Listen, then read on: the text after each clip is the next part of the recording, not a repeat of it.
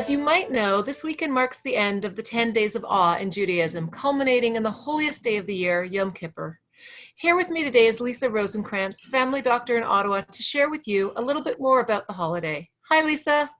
Hi, Samantha. Thank you so much for joining me today.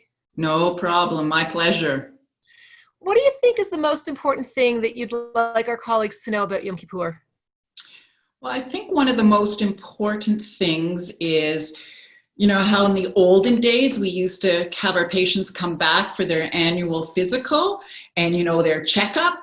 And Yom Kippur is that day where we do a little inside work and we do a once a year spiritual checkup. And I think that it's a great day just for making a break from everything else. And it's one of the fast days. It's one of our holiest days, but it really is a day for a spiritual checkup. Thanks for that. I remember as a kid being so excited about getting to be old enough to finally do the fast. It was like a real rite of passage. And it wasn't until years later, really, that I grew to appreciate the clarity that comes with the prolonged fasting, that introspection. What's your most powerful memory of Yom Kippur? My most powerful memory, besides listening to my grumbling stomach, as it is a fasting holiday, is the progression of the day normally from a day where you are actually asking for forgiveness all the way to the end of Yom Kippur, which is actually a joyous time. So it's actually a building up of the story, and at the end the singing is very joyful. It's no longer mournful, and that's my best recollection, is that rising of voices at the very end. That's so true. The tunes and the nigunim, as we would say in Hebrew, for Yom Kippur are so very specific. Especially this year with COVID, everything's so different. I personally have found that I need to look a little deeper for that meaning and that connection with my community. I do recall, though, a family friend lecturing me gently one year when I wished him an easy fast, that it isn't supposed to be easy. It's supposed to be meaningful. This year in particular, that really resonates.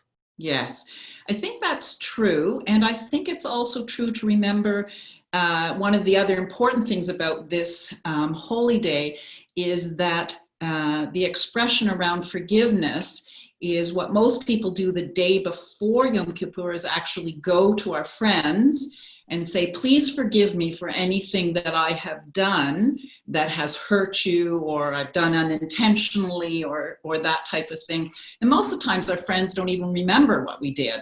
And we sometimes don't remember, but I think it's an important ancient custom to remember that we are not perfect and that we can always improve ourselves. And that's what's very important as far as a community, is to be true to each other as best we can be. Absolutely. And there's been nothing that has stressed the importance of community and of caring for each other more than COVID has. Absolutely true.